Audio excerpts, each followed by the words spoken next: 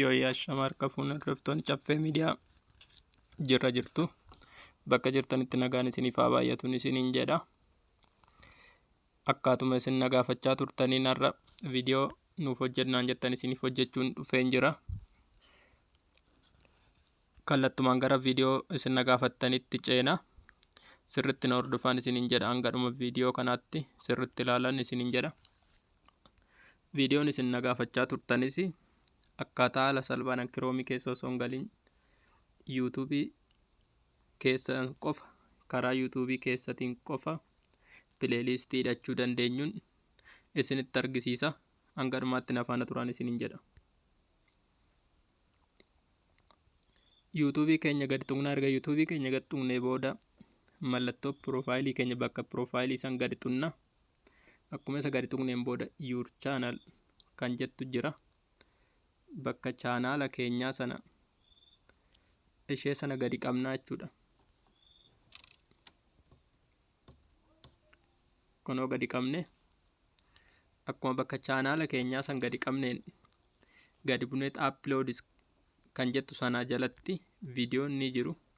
Viidiyoo jiran san keessa tokko fudhanneetuma dhumarra kan jiru mallattoo tuqaa sadiitu jira. Viidiyoo san dhumarra isa gadi qabna. Gaafa ishii tuqaa sadii san tuqne save to watch later, save to playlist, down viidiyoo naan jettu jiru. Isa keessa save to playlist kan jettu san tuqnaa jechuudha.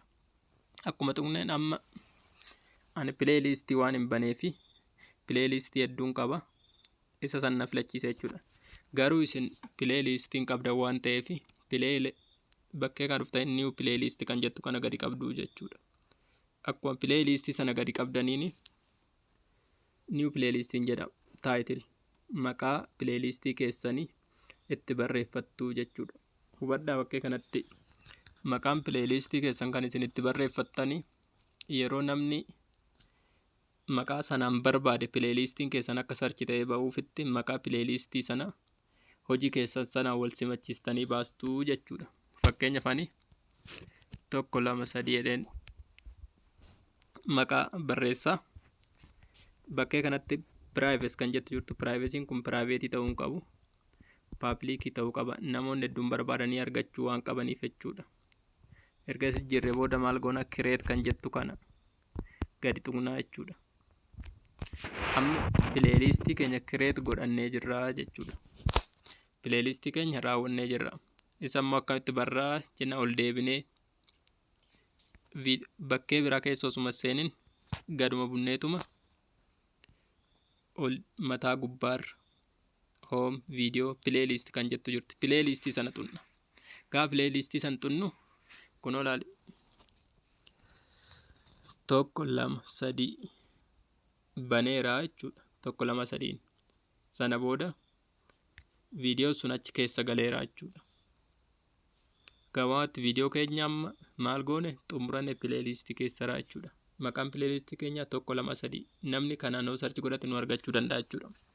Amma gara pileelistii kana taphachiisutti gallaa jechuudha. Gaafa gara pileelistii kana taphachiisuu seennu play kan jettu jirti. Ishee kana gadi qabna.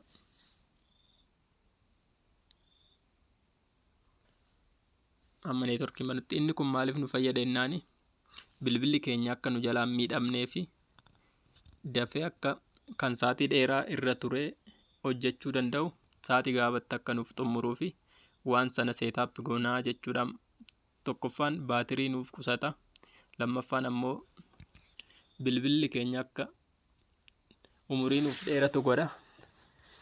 Kanaafi bakkuma viidiyoo tana yeroo tokko gadi tuqneet mallattoo siitingii kana kan jettu jirti. Ishii san qaqqabneet quality kan jedhu jira. Quality keessa gallaa jechuudhaas. Quality keessa gallee gadi buunee dhumarra advanced kan jettu jira. Advaansii san keessa galleet 144p kan jettu kana xunna. Xumurree jechuudha. Ammas bakkee sanatti deebina. Waa lama sirreessina waan ta'eef. Play back speed kan jettu kana xunneet normaal jechuun takkadha. Takkarra kan jiru kana lamaan baay'isnaa jechuudha. Lamarra goona. Sana booda viidiyoon keenya kun kan daqiiqaa 9 kun sa'aatii 4 fi walakkaa keessatti nuuf lakkaa'ee fixaa jechuudha. Ariitiidhaan ariitiidhaan nuuf lakkaachuudha. Kanaarraa qabadhee isin dhufe isa kana fakkaataa. Namoonni isiniif hin galle viidiyicha irra deddeebi'aa ilaaladha. Yoo ammoo ifa isin hin taane karaa keessaa na dubbisaa isiniin jedha. Waan na hordoftaniif guddaa galatoomadha. Nagaatti tura.